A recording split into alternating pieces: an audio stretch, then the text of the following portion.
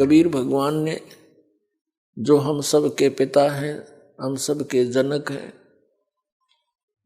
उन्होंने आकर के हमें यहाँ ज्ञान कराया है कि तुम यहाँ के वासी नहीं हो।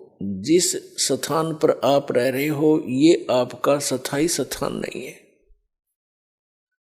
आप प्रतिदिन देख भी रहे हो,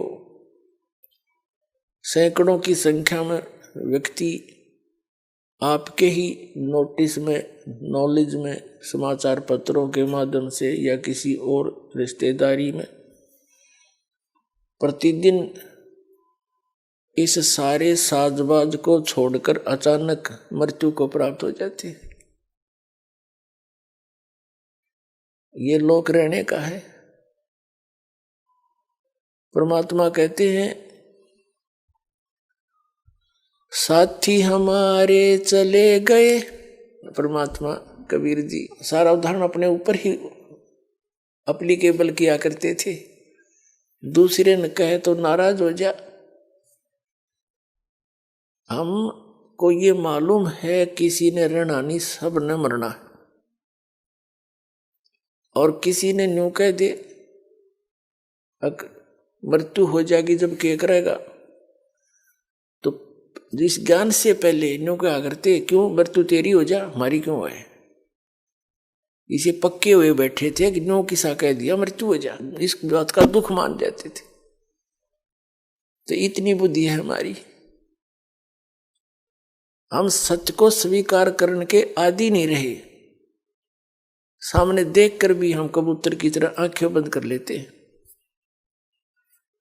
तो ये आंखें बंद करें काम नहीं चल रहा है, ये खोलनी पड़ेंगी। जैसे पवित्र वेदों में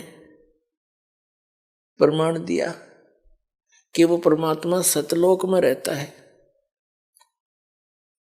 उसके तीसरे भाग में 3 पोर्शन है सतलोक के। सबसे ऊपर वाले स्थान पर परमात्मा कबीर जी का अपना निज स्थान, बहुत बड़ा एक मंदिर नुमा गुम्बद है, उसके बीच में परमात्मा विराजमान है। यानी बहुत बड़े सिंहासन पे, सिर पर मुकुट है जैसे राजा लोग पहनते हैं। राजा तो असली में वही है, बाकी तो कृत्रिम राजा है। 10 दिन के चौधरी फिर मृत्यु को प्राप्त करके गधे बने पावे, क्या के राजा ही है। अगर राजा है तो वो एक ही है, बाकी तो नकल कर रहे हैं उसकी। सिर पर मुकुट है, ऊपर छत्र है और सुंदर शरीर है परमात्मा का, मनुष्य दृश्य है। उसका नाम कबीर है। 3 पोर्शन है, 3 स्थान अलग, उसमें 3 व्यवस्था है। परमात्मा के दूसरे नंबर पर फिर हंस रहते हैं, यानी केवल नर रूप में। उससे फिर सेकंड लास्ट के अंदर बहुत बड़ा, चारों तरफ बड़े बड़े बाग बगीचे, सदाबहार वृक्ष है, पहाड़ हैं, झरने बहते हैं, सरोवर हैं, बड़े बड़े दरिया और दरियाएं बह रही हैं दूधों की, अमृत सरोवर है। और उसके साथ ही ऐसी ही सृष्टि है, नर और नारी करके ऐसी सृष्टि है। सबके परिवार हैं, बाल बच्चे हैं, बहुत सुंदर सुंदर मकान बने हुए हैं और बहुत बड़े बड़े पार्क हैं वहाँ पर, प्रत्येक परिवार के।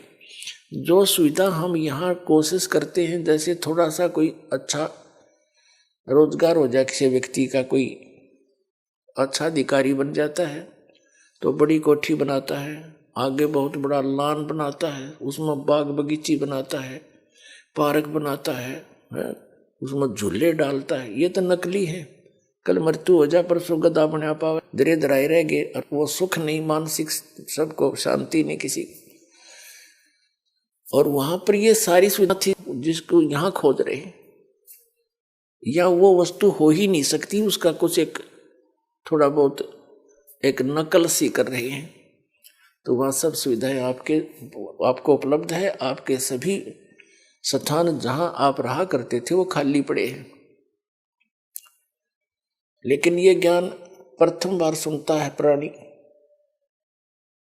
600 वर्ष पहले परमात्मा ने बताने की चेष्टा की, किसी ने सुना नहीं, उन्होंने गुप्त रखा।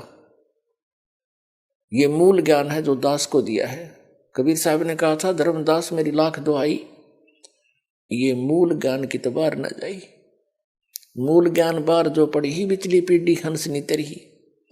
और मूल ज्ञान तब तक छुपाई जब तक द्वादश पंथ मिट जाई। जब तक कलयुग बीतेगा 500 वर्ष तब तक छुपाना है। अगर ये ज्ञान पहले डिस्क्लोज कर दिया होता परमात्मा ने, तो ये नकली कबीरपंथी जो आज के ऊपर प्रकाश ही प्रकाश है, कुछ नहीं है, चेतन प्रकाश है, सारे राधा स्वामी वाले ने देख ले, चाहे किसी पंथ ने देख ले, भगवान को निराकार बताते, यानी प्रकाश का पुंज बताते हैं, घुमा फिरा के वहीं आ रुकते हैं। तो इन क्या क्या समझा, इनको ज्ञान ही नहीं किसी को। और जिन महापुरुषों ने परमात्मा को देखा, वापस आके बताओ, उन्होंने वही बताया जो दास आपको बता रहा है। तो तीसरा जो वहां पर ऐसे सब रह रहे हैं, तो वहां से परमात्मा चलकर आते हैं हमें बताने के लिए।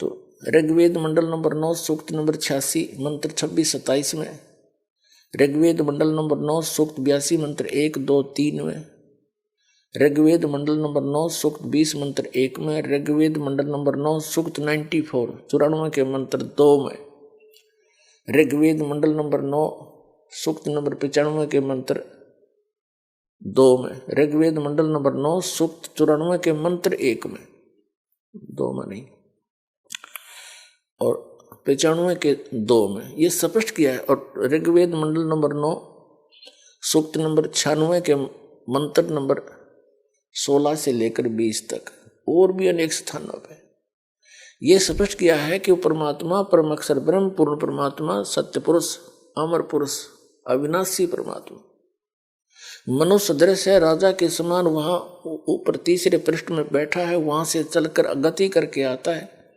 अपनी प्यारी आत्माओं को, अच्छी आत्माओं को मिलता है, और उन जो दृढ़ भक्त होते हैं उनको अपने विषय में यथार्थ ज्ञान सुनाता है, उपदेश देता है भक्ति का, और वो कवियों की तरह आचरण करता है।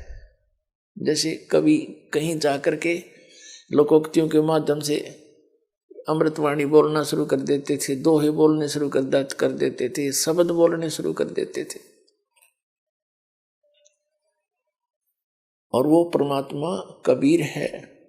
जैसे मनुष्य वस्त्र धारण करके आता है, सुंदर शरीर, ऐसे हल्के तेज पुंज का अपना शरीर बनाकर यहाँ आता है। ऊपर सतलोक में जहाँ परमात्मा रहते हैं, वहाँ उनके एक रोमकूप में करोड़ सूर्य मिला दे, करोड़ चंद्रमा, इतनी रोशनी, वो भी फीकी पड़े, इतनी रोशनी है परमात्मा की बॉडी की। परमात्मा का शरीर हमारे जैसा स्नायु का नहीं है। ऋग्वेद यजुर्वेद अध्याय नंबर 40 के मंत्र नंबर 8 में कहा है, सप्री आगात, वो सबसे पहला आगात माने शरीर है, शरीरी है, और शुक्रम अकायम ऐसनाविरम, शुक्रम अकायम अबिंदम ऐसनाविरम कबीर मनीषी स्वयंभू परिभू व्यवधाता समाभय। तो इस पर उसका भावार्थ यह बनता है कि वो परमात्मा कबीर जो यहाँ एक तत्वदर्शी संत की, विद्वान की भूमिका करने आता है, वो उसका शरीर शुक्रम अकायम, माता पिता से बने हुए शरीर का नहीं है, वो मटेरियल नहीं है। उसका शरीर ऐसनाविरम, बिना नाड़ी तंत्र का है।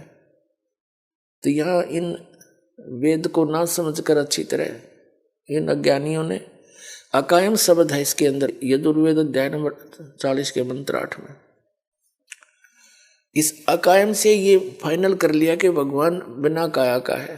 उसमें ये लिखा है शुक्रम अकायम, शुक्र माने माता पिता की संयोग से ना बनकर वो शरीर है उनका। ऐसनाविरम, ऐसनाविर लिखने की क्या जरूरत थी कि उसके शरीर तो है लेकिन आप जैसा नहीं है, बिंद से बना हुआ नहीं है। और शुक्रम अकायम ऐसनाविरम,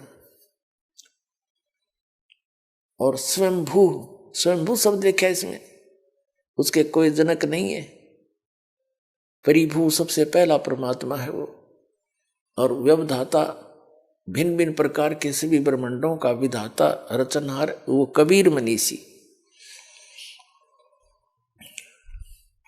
तो वहां से परमात्मा बहुत तेजों में शरीर है, जब नीचे आते हैं तो अपने शरीर का ये तेज बहुत सामान्य बना लेते हैं। जैसे किसी कमरे के अंदर बहुत सी लाइट लगी होती हैं, 1000 वाट की भी होती है, 500 की भी और 200 की भी, 50 की भी, और 0 का भी हो। जैसे सबको जगा तो जगमग हो गया कमरा, कक्ष, और सबको बंद करके एक 0 का बल्ब यानी ट्यूब जगा दी, या 10 वाट की जगा दी, तो सिंपल सा प्रकाश शेष रह गया। ऐसे ही परमात्मा का शरीर है, वो जब चाहे उसको हल्का बना ले, बटन ऑफ कर लिया अपने, और जब चाहे सारे तेज को प्रकाशित कर ले। तो यहाँ अगर वो उसी रूप में यहाँ आ जाए तो हम चरम दृष्टि से उनको देख नहीं सकते, इसलिए वो अपने हल्का तेज पुंज का यानी आम मनुष्य जैसा ही शरीर बना है, तो ऐसा ही, लेकिन उसके प्रकाश में अंतर है, प्रकाश कम कर लेते, इतनी सी बात है। और वो कवियों की तरह आचरण करता है। तो ये कर्या किसने, ये लीला कबीर परमेश्वर जी ने, दानक जो लाए कबीर जी ने। तो इससे ये भी सिद्ध होता है कि वो परमात्मा है जो वेदों में वर्णित है, वो लीला किसने की, वही भगवान है। नमस्कार सर। सत साहिब। क्या शुभ नाम है सर आपका? राजेंद्र दास। राजेंद्र दास जी, कहाँ से आए आप? राजस्थान, जिला तहसील झुंझुनू, समझपुर। संत रामपाल जी महाराज की शरण में जाने से आपको क्या लाभ हुआ? सबसे पहले तो मैं विभिन्न प्रकार के जो नशा करता था, 3 साल जो नशे की लत मुझे लग गई थी, उससे मेरा परिवार बहुत दुखी था और मेरा वैवाहिक जीवन भी टूटने के कगार पर था। परिवार, रिश्तेदार मुझसे बहुत दुखी थे। मैं जो कर रहा था वो एक निराधार पाप था और गलत था। मेरे बच्चे बहुत परेशान थे, उनकी पढ़ाई बाधित होती थी और मैं बहुत परेशान था, लेकिन मैं उसको छोड़ नहीं पा रहा था।